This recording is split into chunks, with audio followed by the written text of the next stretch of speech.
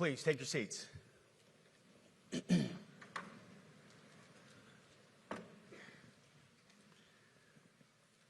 Well, Mr. Chairman, the Joint Chiefs, generals, admirals, commanders, officers, senior enlisted, NCOs, enlisted, and every member of our American military, good morning.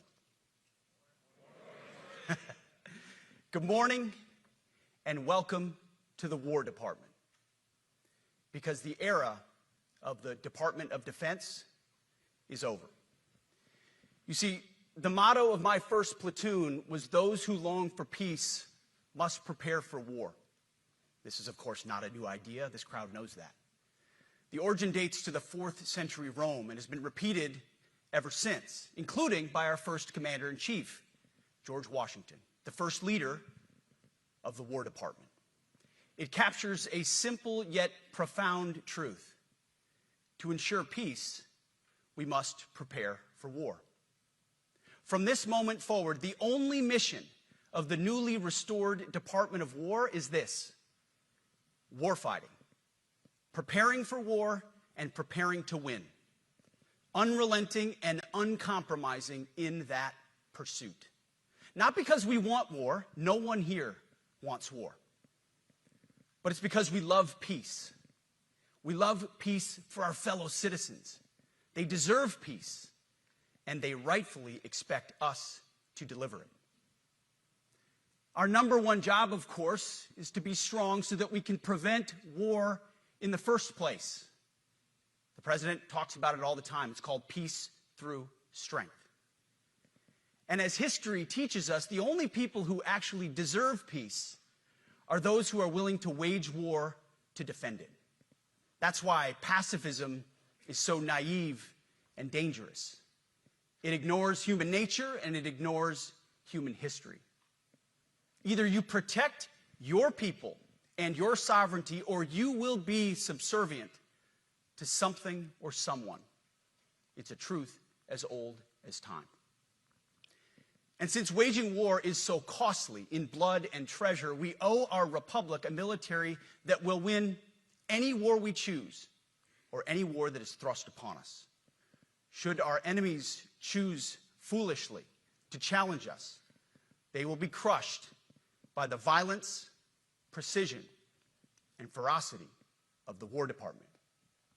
In other words, to our enemies, F-A-F-O. If necessary, our troops can translate that for you. Another way to put it is peace through strength, brought to you by the warrior ethos. And we are restoring both. As President Trump has said, and he's right, we have the strongest, most powerful, most lethal, and most prepared military on the planet. That is true, full stop. Nobody can touch us. It's not even close. This is true largely because of the historic investments that he made in his first term, and we will continue in this term. But it's also true because of the leaders in this room and the incredible troops that you all lead. But the world, and as the chairman mentioned, our enemies get a vote. You feel it, I feel it. This is a moment of urgency, mounting urgency. Enemies gather, threats grow. There is no time for games. We must be prepared. If we're going to prevent and avoid war, we must prepare now. We are the strength part of peace through strength. And either we're ready to win or we are not. You see, this urgent moment, of course, requires more troops, more munitions, more drones, more Patriots, more submarines, more B-21 bombers. It requires more innovation, more AI in everything and ahead of the curve. More cyber effects, more counter-UAS, more space, more speed. America is the strongest, but we need to get stronger and quickly.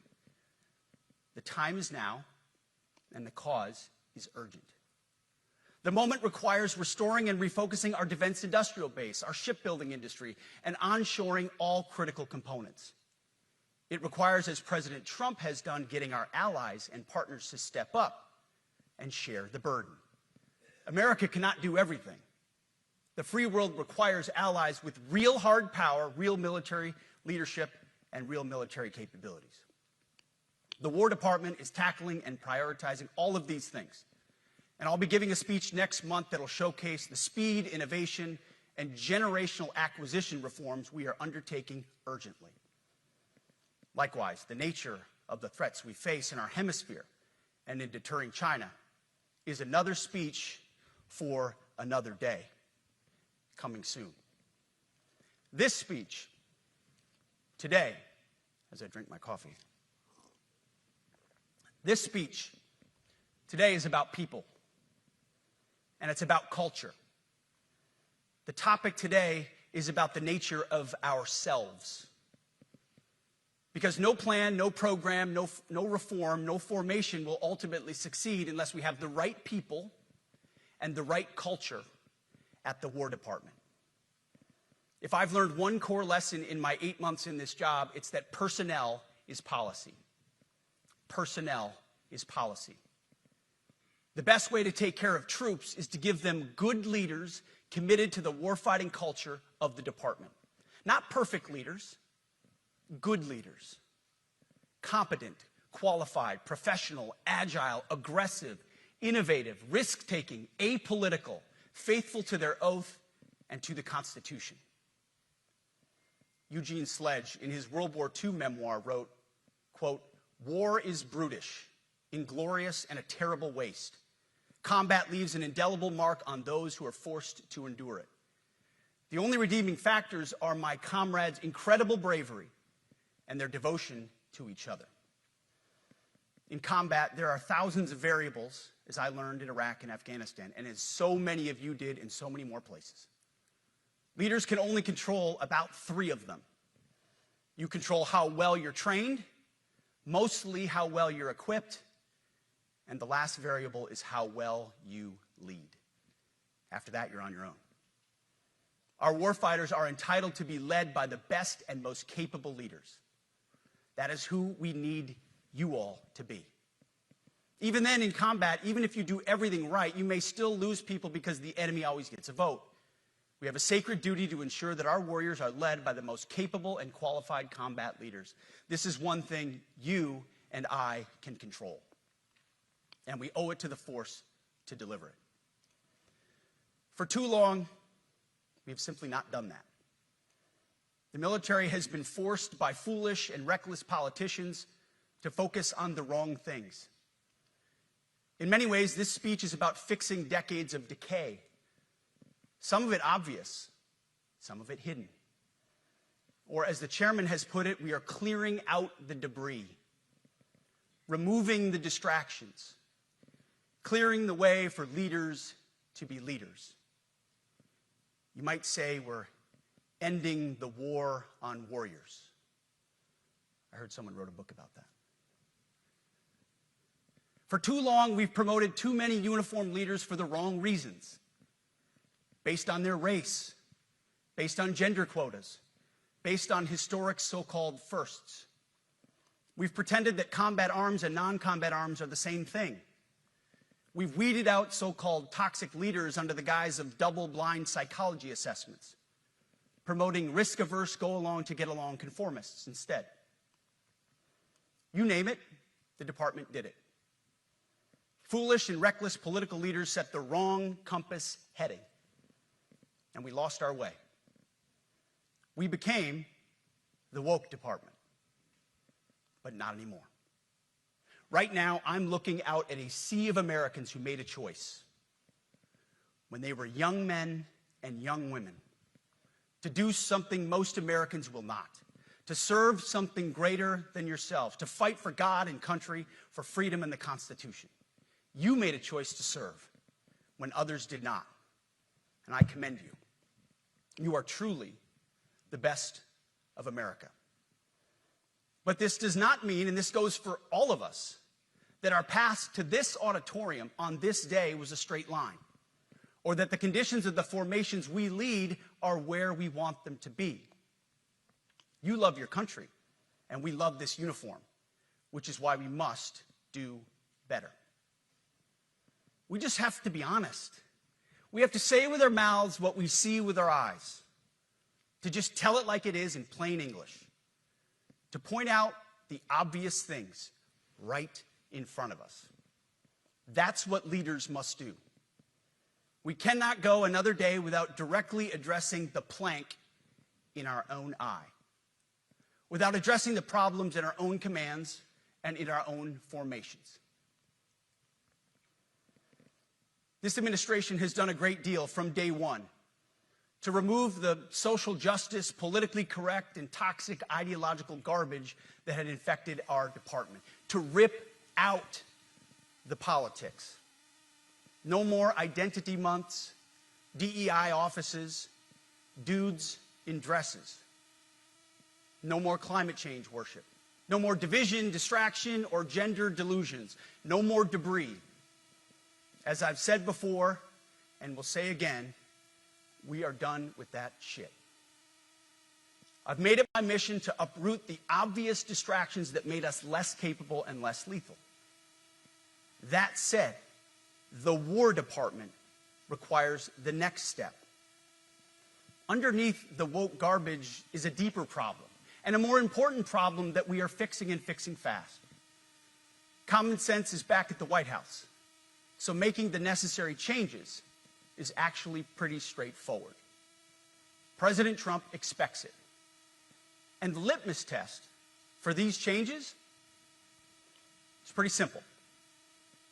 Would I want my eldest son, who is 15 years old, eventually joining the types of formations that we are currently wielding? If in any way the answer to that is no, or even yes, but, then we're doing something wrong. Because my son is no more important than any other American citizen who dons the cloth of our nation. He is no more important than your son. All precious souls made in the image and likeness of God. Every parent deserves to know that their son or their daughter that joins our ranks is entering exactly the kind of unit that the Secretary of War would want his son to join. Think of it as the golden rule test. Jesus said, "Do unto others that which you would have done unto yourself." It's the ultimate simplifying test of truth. The new War Department golden rule is this: do unto your unit as you would have done unto your own child's unit. Would you want him serving with fat or unfit or undertrained troops? Or alongside people who can't meet basic standards? Or in a unit where standards were lowered so certain types of troops could make it in? In a unit where leaders were promoted for reasons other than merit, performance, and warfighting? The answer is not just no, it's hell no. This means at the War Department, first and foremost, we must restore a ruthless, dispassionate, and common sense application of standards. I don't want my son serving alongside troops who are out of shape, or in combat unit with females who can't meet the same combat arms physical standards as men, or troops who are not fully proficient on their assigned weapons, platform, or task, or under a leader who was the first, but not the best. Standards must be uniform, gender neutral, and high. If not, they're not standards. They're just suggestions. Suggestions that get our sons and daughters killed. When it comes to combat arms units, and there are many different stripes across our joint force, the era of politically correct, overly sensitive, don't hurt anyone's feelings leadership ends right now. At every level, either you can meet the standard, either you can do the job, either you are disciplined, fit, and trained, or you are out. And that's why today, at my direction, and this is the first of 10 Department of War directives that are arriving at your commands as we speak and in your inbox. Today, at my direction, each service will ensure that every requirement for every combat MOS, for every designated combat arms position, returns to the highest male standard only. Because this job is life or death. standards must be met. And not just met, at every level we should seek to exceed the standard, to push the envelope, to compete. It's common sense and core to who we are and what we do. It should be in our DNA. Today, at my direction, we are also adding a combat field test for combat arms units that must be executable in any environment at any time and with combat equipment. These tests, they'll look familiar. They'll resemble the Army Expert Physical Fitness Assessment or the Marine Corps Combat Fitness Test. I'm also directing that warfighters in combat jobs execute their service fitness test at a gender-neutral, age-normed male standard scored above 70%. It all starts with physical fitness and appearance. If the Secretary of War can do regular, hard PT, so can every member of our joint force. Frankly, it's tiring to look out at combat formations, or really any formation, and see fat troops.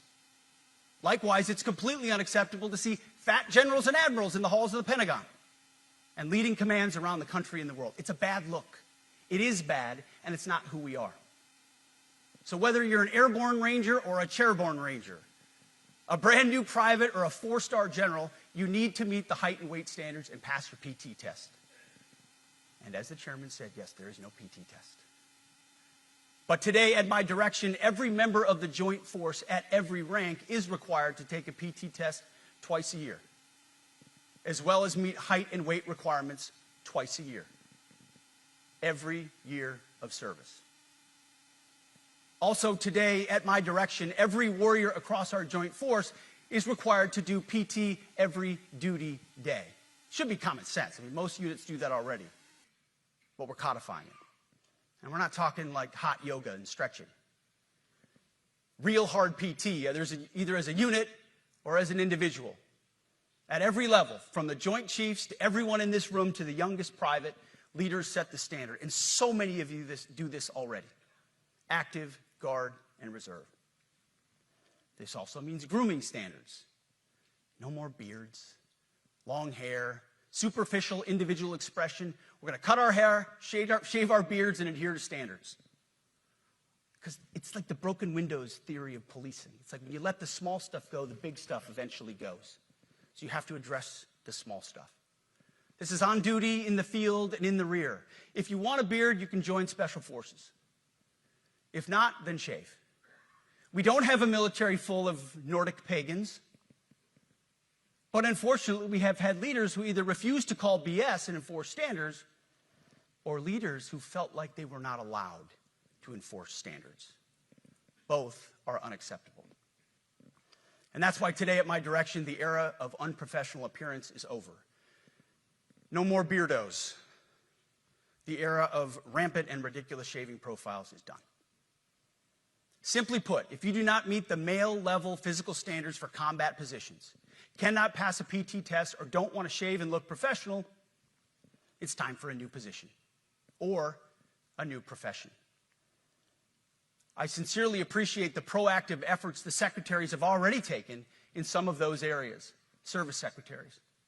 And these directives are intended to simply accelerate those efforts. On the topic of standards, allow me a few words to talk about toxic leaders. Upholding and demanding high standards is not toxic. Enforcing high standards, not toxic leadership. Leading warfighters toward the goals of high, gender-neutral, and uncompromising standards in order to forge a cohesive, formidable, and lethal Department of War is not toxic. It is our duty, consistent with our constitutional oath. Real toxic leadership is endangering subordinates with low standards. Real toxic leadership is promoting people based on immutable characteristics or quotas instead of based on merit. Real toxic leadership is promoting destructive ideologies that are an anathema to the Constitution and the laws of nature and nature's God, as Thomas Jefferson wrote in the Declaration of Independence. The definition of toxic has been turned upside down, and we're correcting that. That's why today, at my direction, we're undertaking a full review of the department's definitions of so-called toxic leadership, bullying, and hazing, to empower leaders to enforce standards without fear of retribution or second guessing. Of course, you can't do like nasty bullying and hazing. We're talking about words like bullying and hazing and toxic. They've been weaponized and bastardized inside our formations, undercutting commanders and NCOs. No more. Setting, achieving, and maintaining high standards is what you all do. And if that makes me toxic, then so be it. Second, today at our direction, we're ensuring that every service, every unit, every schoolhouse, and every form of professional military education conduct an immediate review of their standards. Now, we've done this in many places already, but today it goes across the entire Department of War. Any place where tried and true physical standards were altered, especially since 2015 when combat arms standards were changed to ensure females could qualify, must be returned to their original standard. Other standards have been manipulated to hit racial quotas as well, which is just as unacceptable. This too must end. Merit only. The president talks about it all the time, merit-based. Here are two basic frameworks I urge you to pursue in this process. Standards I call, my staff's heard all about them, the 1990 test and the E6 test. The 1990s test is simple. What were the military standards in 1990? And if they have changed, tell me why. Was it a necessary change based on the evolving landscape of combat? Or was the change due to a softening, weakening, or gender-based pursuit of other priorities? 1990s seems to be as good a place to start as any. And the E6 test.